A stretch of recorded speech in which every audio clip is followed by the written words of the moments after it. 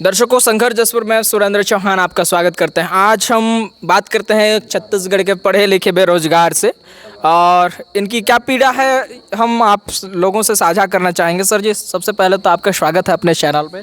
धन्यवाद।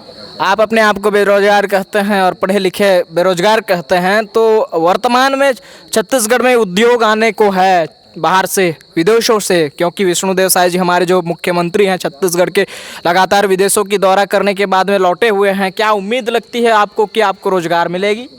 रोजगार नहीं मिलेगी, ये मैं स्पष्ट कह देना चाहता हूँ, क्योंकि आज तक हमारे छत्तीसगढ़ में एक क्या हजारों उद्योग लग चुके और संविधान के तहत हमें जो पावर मिली थी, रिजर्वेशन जो प्रतिनिधित्व का पावर था, उस प्रतिनिधित्व के पावर को सरकार में बैठे हुए लोगों के द्वारा निजीकरण एलपीजी का कानून लाकर हमारे रिजर्वेशन को ख़त्म कर दिया गया।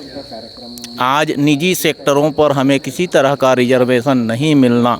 ये तो उद्योग जो आ रहे हैं तो निजी कंपनी है, फिर सारे उद्योग निजी कंपनियां हैं।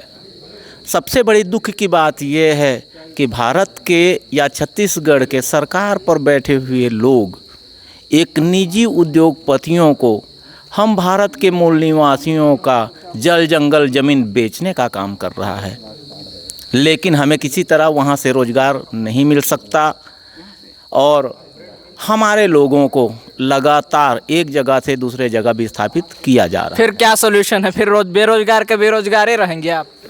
इसका सॉल्यूशन सिर्फ और सिर्फ ये एक है कि जिस तरह हमारे संविधान में संशोधन किया जा रहा है, उस संशोधन को रोकने के लिए हमें आपस में भारत के मूल निवासी एसटी, एससी, ओबीसी को एकजुट होना पड़ेगा और एकजुट होकर जन आंदोलन करना पड़ेगा, क्योंकि मांगने से कुछ मिलने वाला नहीं है।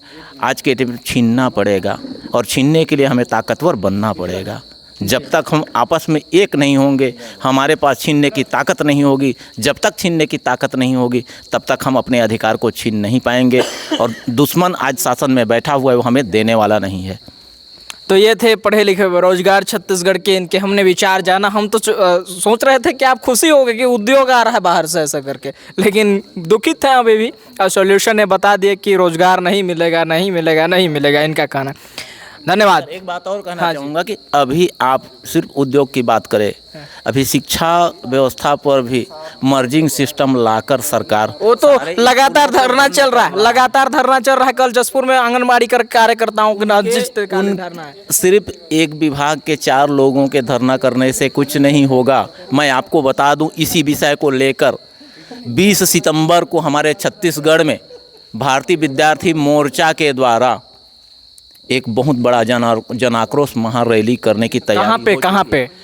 छत्तीसगढ़ के रायपुर में। अच्छा। हाँ, अशोकनगर गुड़ियारी पर ये धरना आंदोलन किया जाएगा।